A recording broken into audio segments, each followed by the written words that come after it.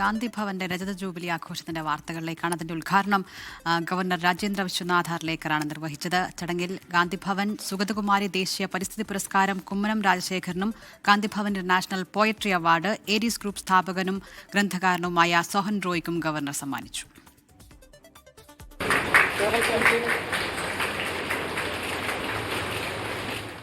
ഇന്ത്യയിലെ ഏറ്റവും മികച്ച ജീവകാരുണ്യ സ്ഥാപനമെന്ന ബഹുമതി നേടിയ പത്തനാപുരം ഗാന്ധി ഭവൻ രജത ജൂബിലി ആഘോഷ നിറവിലാണ്.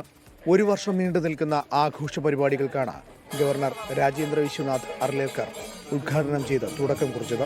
Why they have chosen the name Gandhi Bhavan? That is what I was asking. He says it is the inspiration of Mahatma Gandhi ji, who worked not only for the nation but the people of the nation.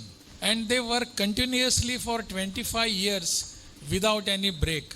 രജത jubilee ആഘോഷത്തിന്റെ ഭാഗമായി കാരുണ്യ സംഗമങ്ങൾ, സാമൂഹിക സാംസ്കാരിക സാഹിത്യ മാനവ സംഗമങ്ങൾ, വ്യവസായ പരിവേഷണ പദ്ധതികൾ, startup കൺസോർഷ്യനുകൾ, പ്രവാസി സംഗമങ്ങൾ തുടങ്ങി വിവിധ പരിപാടികളാണ് സംഘടിപ്പിക്കാൻ തീരുമാനിച്ചിരിക്കുന്നത്.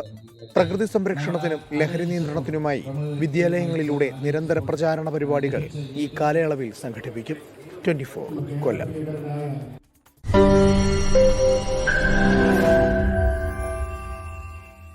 ലോകത്തെവിടെയായാലും ഏത് സമയത്തും 24 വാർത്തകളും ഓഗ്മെന്റഡ് റിയാലിറ്റി പാക്കേജുകളും എക്സ്പ്ലെയിനറുകളും വിശദമായി കാണാൻ ഞങ്ങളുടെ യൂട്യൂബ് ചാനൽ നിങ്ങൾക്ക് സബ്സ്ക്രൈബ് ചെയ്യാം.